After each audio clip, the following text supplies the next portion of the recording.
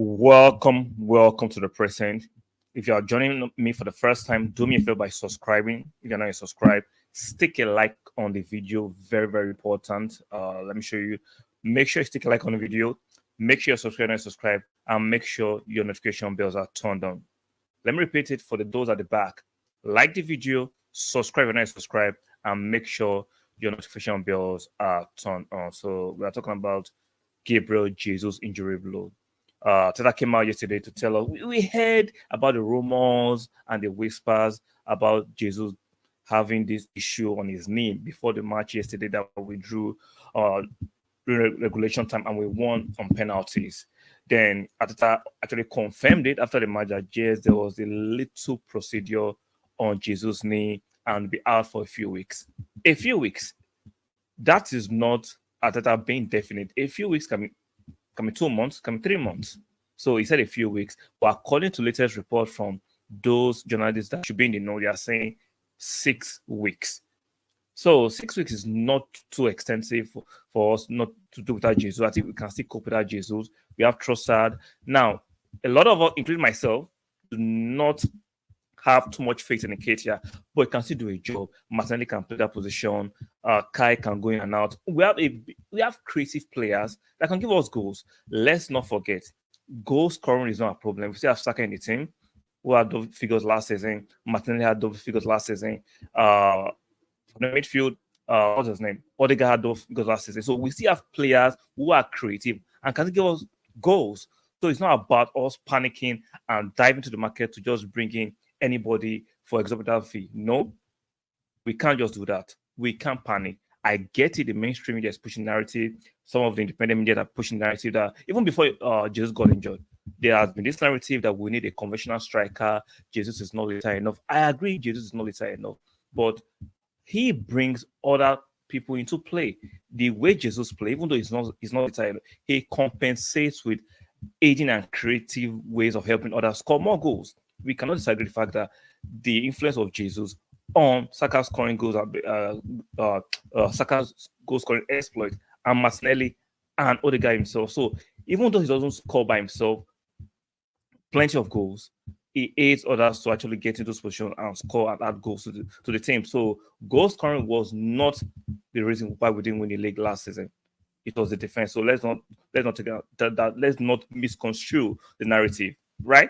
And at the same time, Jesus is important. Now, if it's going to be out for a few weeks, for 6 weeks, and we know there'll be international break after 2 or 3 games into the Premier League season. So technically, we're not going to miss him that long because 2 weeks out of those 6 weeks will be for international break. So there is no need for Arsenal or Edu to panic and go and get any kind of striker. The market is not flushed with quality strikers. Like, let's be real, the market is not flushed with quality striker. So we need to make sensible decisions. If there is a quality striker somewhere that Edu and Ateta have identified, I'm all for it. Let's do it. But this clamor and this panic, like they're just going to the market blindly and just get all and anybody because we don't trust Keita, I don't think that's creative. I don't think that's sensible.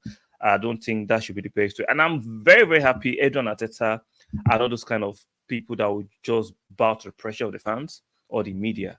They would think through things for they do, regardless of whether the fans love it or not.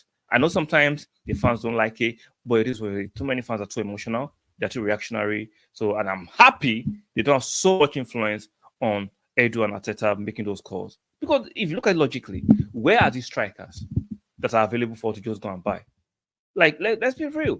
We still need to, if there's possible a chance for us to get somebody can deputize for Saka, I don't mind, even though I still believe in-house we have listeners who can do a job there.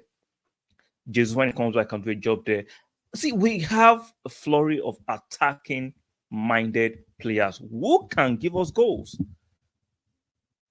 How many teams have that 25 to 30 goal striker in their teams? No, the game has changed. When there's a shortage of quality strikers, what do? You have forward and attacking-minded players find a way to score goals and produce more goals. Man City have done it in the past before they brought Haaland. So it is not undoable. So let's stop these panic stations. Let's stop getting G3. And let's stop, most importantly, reacting to the banter of opposition fans. Some of these commentaries and narratives are being motivated by opposition fans. We're just reactionary. Oh, what would Chelsea fans say? What would these people say? I don't really care, because if I look at my team, Arsenal team, logically, Trossard can do a job before Jesus come back. As much as I don't trust Nketiah, he can still do a job if you play to his strength till Jesus comes back.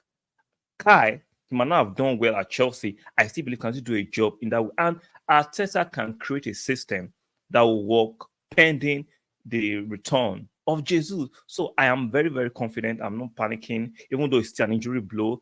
We all want to go into the start of the season with our strongest team as possible, but these things happen.